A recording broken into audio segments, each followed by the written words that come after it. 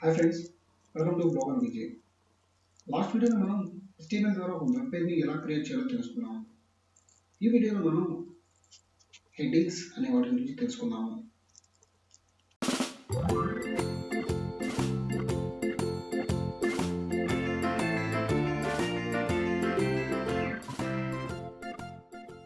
So ఇది మనం last వీడియోలో ఓపెన్ చేసినటువంటి నోట్‌ప్యాడ్ ఫైల్. సో ఇందులో నేను మొత్తాన్ని తీసేసి మళ్ళీ నేను ఫ్రెష్గా రాస్తున్నాను. సో ఇలా రాయడం వల్ల మనకి ఏమవుతుంది అంటే, సో ఈ HTML సంబంధించినటువంటి కోడింగ్ అనేది రాయడం అలవాటు అవుతుంది. సో ఇప్పుడు కూడా మీరు నేను రాసినట్టుగానే ప్రాక్టీస్ చేయండి. సో ఎందుకంటే ఇలా రాయడం వల్ల మనకి ట్యాగ్స్ అనేవి బ్రేక్ అవ్వకుండా ఉండడానికి అవకాశం ఉంటుంది. సో ట్యాగ్స్ బ్రేక్ అయితే ఏం జరుగుతుంది అనే దాని గురించి కూడా నేను ముందు చెప్తాను. సో ప్రస్తుతానికి అయితే ఇదే ప్రొసీజర్ మీరు ఫాలో అవ్వాలి. సో హెడ్డింగ్స్, సో హెడ్ తర్వాత బాడీ. సో స్పెల్లింగ్ కూడా మీరు కరెక్ట్గా రాయాల్సి ఉంటుంది. ఒకవేళ మీరు స్పెల్లింగ్ కరెక్ట్గా రాయకపోతే సో దాని యొక్క ప్రొనౌన్సియేషన్ మారిపోతుంది. సో నేను దీన్ని సేవ్ చేస్తున్నాను. సో సేవ్ చేసి నేను రిఫ్రెష్ చేశాను. సో హెడ్డింగ్స్ అనేది వచ్చింది. సో ఇప్పుడు మనం కొన్ని హెడ్డింగ్స్ చూద్దాం. సో హెడ్డింగ్స్ వచ్చేసి మనకి మొత్తం వచ్చేసి టోటల్ 6 హెడ్డింగ్స్ ఉన్నాయండి. సో H1 to H6 అని. సో నేను ఎగ్జాంపుల్ చెప్తాను. Heading 1.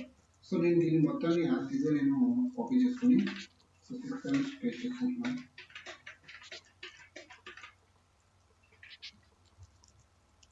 So H2, H3, H4, H5, H6. So అదేవిధంగా క్లోజింగ్ ట్యాగ్స్ కూడా చేంజ్ చేస్తున్నాను. సో ఇప్పుడు నేను దీన్ని సేవ్ చేస్తున్నాను.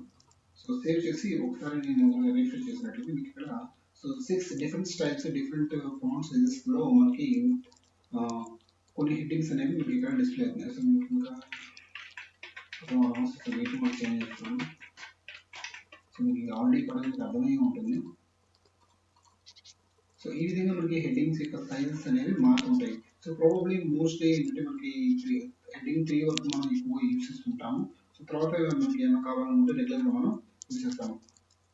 సో ఇప్పుడు మీరు H7 అనేది మనం ఇంక్లూడ్ చేసినట్లయితే సో H7 అనేది మనకి ఇక్కడ ఏమీ డిస్ప్లే అవ్వదు. ఎందుకంటే W3C వాళ్ళు H6 వరకు మాత్రమే డిఫైన్ చేశారు. ఇది హెడ్డింగ్ 7 అని. సో దీని తర్వాత నేను ఒక పారాగ్రాఫ్ ట్యాగ్ నేను ఇంక్లూడ్ చేస్తున్నాను. సో అంటే 7కి పారాగ్రాఫ్ ట్యాగ్కి తేడా తెలియడం కోసం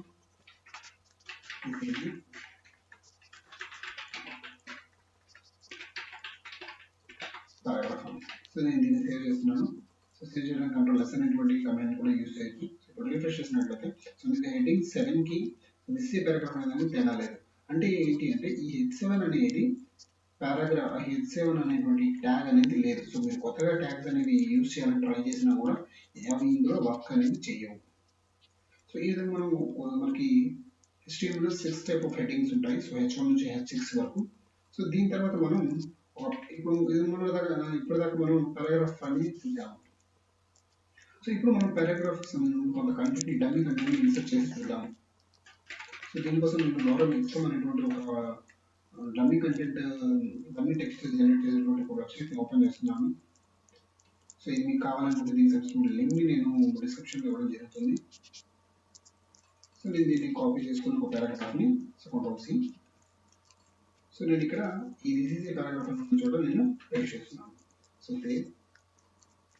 సో ఇక్కడ మీరు చూసినట్లయితే సో ఇక్కడ మీకు ఒక పారాగ్రాఫ్ అనేది డిస్ప్లే అవుతుంది. సో ఇప్పుడు నేను ఇంకొక 2 పారాగ్రాఫ్లు కూడా నేను ఇందులో ఇన్సర్ట్ చేస్తాను.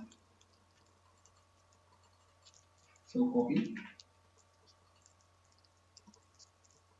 సో దీంతో నేను ఇన్సర్ట్ చేస్తాను. సో సేవ్ చేస్తున్నాను. సో సేవ్ చేసిన తర్వాత మీరు ఇక్కడ అబ్జర్వ్ చేసినట్లయితే సో కంటెంట్ సైజ్ ఇక్కడ పెరిగింది కానీ సో ఇంకొక పారాగ్రాఫ్ కింద డివైడ్ అవ్వలేదు. సో ఎందుకు ఇలా జరిగింది? సో ఇలా జరగడానికి రీజన్ ఏంటి అంటే సో మనం ఇక్కడ పారాగ్రాఫ్ ట్యాగ్ ఒకటే రాసాము, బట్ 2 పారాగ్రాఫ్స్ ఇంక్లూడ్ చేసాము. 2 పారాగ్రాఫ్స్ అని మనకు తెలియదు కానీ బ్రౌజర్కి తెలియదు. సో అలా తెలియడం కోసం మనం ఏం చేయాలి అంటే విడిగా చెప్పాలి. సో దానికోసం మనం ఏంటంటే సో ఇంకొక పారాగ్రాఫ్ని మనం ఇంక్లూడ్ చేయాలి. సో ఇంకొక పారాగ్రాఫ్ ఎక్కడ ఇంక్లూడ్ చేయాలి?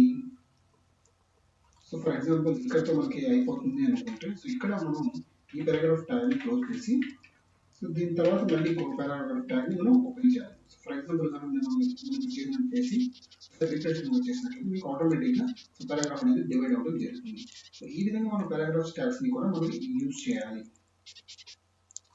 సో ఈ విధంగా మనం పర్టికులర్ గా యూజ్ చేస్తేనే మనకి డిఫరెన్స్ అనేది క్లియర్ గా తెలుస్తుంది. సో ఇది ఫ్రెండ్స్ ఈ వీడియో. నెక్స్ట్ వీడియోలో మనం ఫార్మేషన్ సంబంధించిన వాటి గురించి తెలుసుకున్నాము. ఈ వీడియో మీకు నచ్చినట్లయితే లైక్ చేయండి, షేర్ చేయండి. ఈ వీడియో మీకు కనుక యూస్ఫుల్ అనుకుంటే ఎస్ అని కామెంట్ చేయండి. యూస్ఫుల్ కాకపోతే నో నాట్ యూస్ఫుల్ అని చెప్పి కామెంట్ చేయండి. మీరు ఇంతవరకు మా యూట్యూబ్ ఛానల్ సబ్స్క్రైబ్ చేసుకోండి. ప్లీజ్ సబ్స్క్రైబ్ చేసుకోండి. పక్కన బెల్ ఐకాన్ కూడా యాక్టివేట్ చేసుకోండి. దీని ద్వారా మేము చేసేటువంటి లేటెస్ట్ అప్డేట్స్ మీకు నోటిఫికేషన్స్ ద్వారా వస్తాయి. Thank you for watching. Have a nice day.